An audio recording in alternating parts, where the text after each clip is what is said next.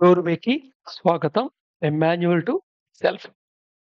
మనమిప్పుడు బ్రహ్మాండం యొక్క స్వరూప స్వభావాల గురించే కంటిన్యూ చేస్తున్నాం. ఇవి డివైన్ ఫ్రాగ్మెంట్స్ అన్నమాట.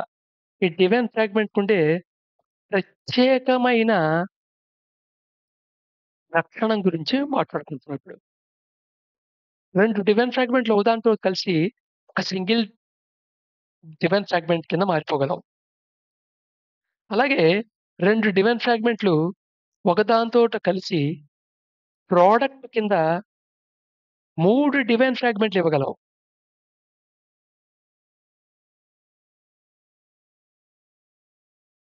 చూసారా? 3 డివైన్ ఫ్రాగ్మెంట్స్ 2 కలిసి ఏర్పడ్డాయి. అలాగే ఒక డివైన్ ఫ్రాగ్మెంట్ ఇంకో ఫ్రాగ్మెంట్ అయ్యి చివరికి డివైన్ ఫ్రాగ్మెంట్ లుప్తం అయిపోగలదు.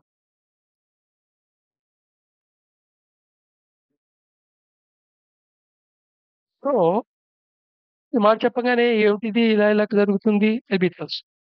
చెప్పాను కదా! ఇది అతీతమైనది. సో, ట్రాన్సెండెంటల్ ప్లేన్ గురించి మాట్లాడుకుంటున్నాం.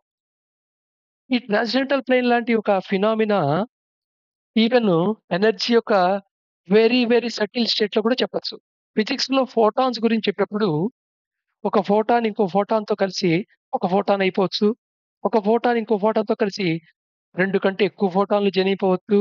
అలాగే ఒక ఫోటాన్ ఇంకో ఫోటాన్‌ను కలిసి లుప్తమైపోవచ్చు అని వినుంటాం. ఈ ట్రాన్స్‌మ్యుటేషన్ ప్రాసెస్ అన్నమాట ఇది. ట్రాన్స్‌మ్యుటేషన్ ప్రాసెస్ అన్నమాట. దాంట్లో భాగం అన్నమాట.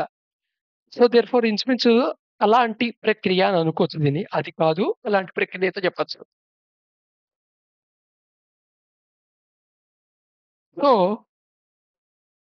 సో మెనీ బిలియన్స్ ఆఫ్ ఈ డివైన్ ఫ్రాగ్మెంట్స్ ఏవైతే తపహలో పరానాథ్ వల్ల డిసింటిగ్రేషన్ ప్రాసెస్‌లో ఏర్పడ్డాయో అవి జనహలోకి ట్రాన్స్‌ఫర్ అవుతాయి. అవి జనహలోకి ట్రాన్స్‌ఫర్ అవుతాయి. ఈ డివైన్ ఫ్రాగ్మెంట్‌లు ఓవరాల్‌గా 4 రూపాల్లో ఉంటాయి. యాక్చువల్‌గా అన్ని డివైన్ ఫ్రాగ్మెంట్‌లు ఒకటే. బై క్వాలిటీ అవన్నీ ఒకటే. ఓన్లీ వాటి సైజ్ పరంగా డిఫరెంట్. ఇమ్మెన్స్ సైజ్ ఉంటాయి. కొన్ని లార్జ్ ఉంటాయి. కొన్ని స్మాల్ ఉంటాయి. కొన్ని ఫినిట్ ఉంటాయి. సో, వీట్ల గురించి నెక్స్ట్ వీడియోలో ఇంకా వాటి యొక్క డిఫరెన్స్ ఎందుకనేది కూడా తెలుస్తుంది. ఇవి జనాలో ఒక చోట నుండి ఒక చోటకి మూవ్ అవుతూ ఉంటాయి. జనాలో ప్లేస్‌లో ఉండవు. ఒక చోట నుండి ఒక చోట కూడా మూవ్ అవుతూ ఉంటాయి. ఈ divine fragments can merge with each other. ఇంతకుముందు ఒక ఎగ్జాంపుల్ చూపించాను కదా! డివైన్ ఫ్రాగ్మెంట్స్ ఒకదానితోటి కలిసిపోగలవు. కలిసిపోయి ఒకటే ఏర్పడొచ్చు డివైన్ ఫ్రాగ్మెంట్ కింద. They move anywhere within no time. అసలు మధ్యలో టైమ్ అనే ఫ్యాక్టర్ లేకుండా అవి ఒక చోట నుండి ఒక చోటకి మూవ్ కాగలవు. నిజానికి ఒక చోట నుంచి మూవ్ అవ్వటం అంటే టైమ్ ఫ్యాక్టర్ ఇన్వాల్వ్ అయిపోతుంది. ఎందుకంటే స్టార్టింగ్ ఉన్న ప్లేసు, ఎండింగ్ ఉన్న ప్లేసు. ఈ రెండిటి స్పేస్ యొక్క డిఫరెన్స్ ఏదుందో space difference, time. When there is a space difference, there is a time difference. But కానీ బియాండ్ టైమ్ అండ్ స్పేస్ వీటి ప్రవర్తన ఉంటుంది. అందుకని వీటిని ఏమంటారంటే ఓమ్ని ప్రెజెంట్ అంటారు. అంటే ఇవి అన్ని చోట్ల కనబడుతుంటాయి. ప్రతీదీ అన్ని చోట్ల కనబడుతూ ఉంటుంది. ప్రతీదీ అన్ని చోట్ల ఉంటుంది. బట్ అవి 4 డిఫరెంట్ కైండ్స్. సో, ఏంటిది కొంచెం అర్థం చేసుకోవడానికి అవ్వదు. ఎందుకంటే భాషలో ఈ 2 లక్షణాలు కలిపి ఉంటే ఎలా ఉంటుంది?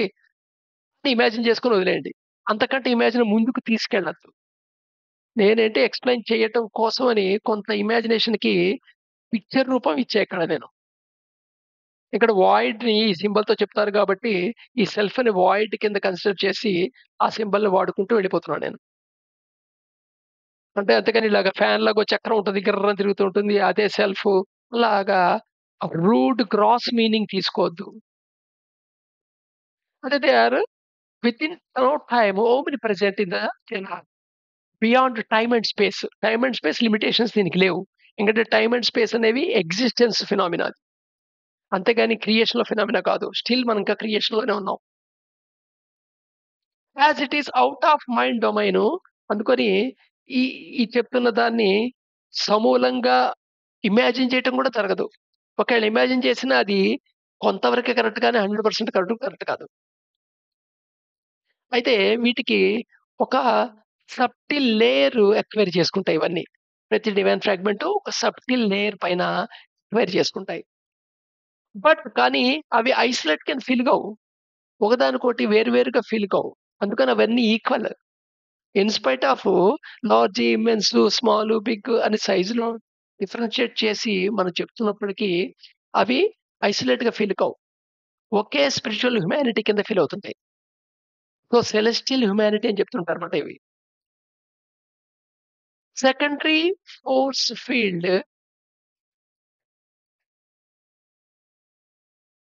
వీటి నుండి జనరేట్ అవుతూ ఉంటుంది. ప్రైమరీ ఫోర్స్ ఫీల్డ్ సత్యం నుండి వస్తుంది.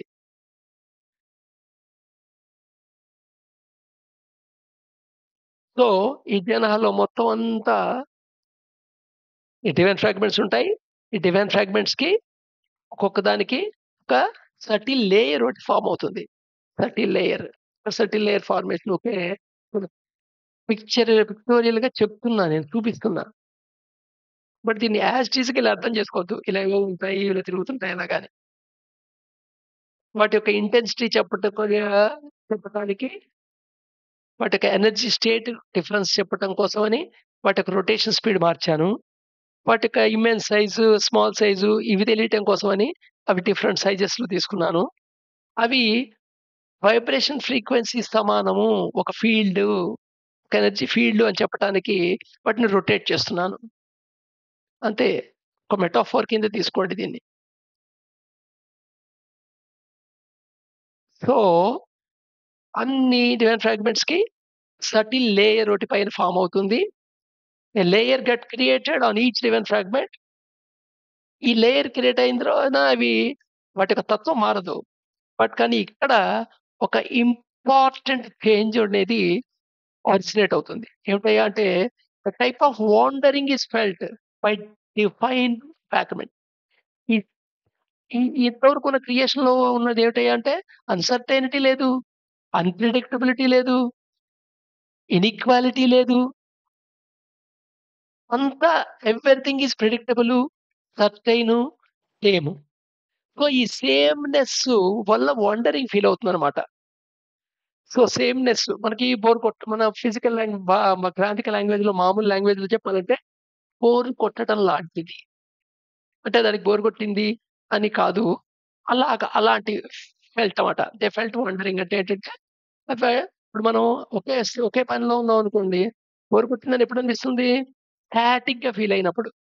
మనకు కంటిన్యూయస్‌గా డైనమిజం కావాలి. మనం నిరంతరంగా ఏదో మార్పు కలుగుతూ ఉండాలి. మార్పు కలగకుండా ఏదో స్టాటిక్‌గా ఉందనుకో, వెంటనే మనకేమనిపిస్తుంది? బోర్ కొడుతుంది. అలాగా వాండరింగ్ ఫెల్ట్ అవుతాయన్నమాట. ఈవి ఈ డివైన్ ఫ్రాగ్మెంట్స్ వాండరింగ్ ఫెల్ట్ అవటాన్ని డివైన్ హోల్‌నెస్ సెన్స్ చేస్తుంది. పసిగడుతుంది. అందుకని నెక్స్ట్ ఎక్సిస్టెన్స్ ఒక ఫార్మేషన్‌కి శ్రీకారం మొదలవుతుంది. ఎక్సిస్టెన్స్ ఫార్మ్ అవ్వటానికి ఆల్రెడీ ఓ మెటీరియల్ ఆల్రెడీ తయారైపోయింది అప్పటికే. ఏమిటది? Universal divine mind. దీంట్లో లో ఎనర్జీ ఉన్న సెల్ఫ్ ఏవున్నాయో అవి యూనివర్సల్ డివైన్ మైండ్‌తో అంటే unique force fields universal divine మైండ్‌తో కలిపి వాటి ఫలితంగా మనకి మ్యాటర్ ఏర్పడుతుంది. అలాగే దీంట్లో కొంచెం హై ఎనర్జీ ఏవైతే ఉన్నాయో, హై ఫ్రీక్వెన్సీ ఉన్నాయో వాటితో ఆ! క్రీచర్స్ ఏర్పడతాయి. హ్యూమన్స్ ఏర్పడతారు. మిగతావి ప్రాణం అని మాట్లాడుకుంటామే అవన్నీ కూడా ఏర్పడతాయి. సో, అందుకోసమని మనం మా ప్రకృతి పురుషుడు యొక్క ఆట ఈ ప్రపంచం ఏర్పడింది అంటారే. సో, ఇక్కడ యాక్చువల్‌గా అది ప్రకృతి పురుషుడు అంటే. ఇక్కడ ఓ రకంగా చెప్పాలంటే అది సెల్ఫే, ఇది సెల్ఫే. సో, రేపు మళ్ళా కంటిన్యూ అవుదాం.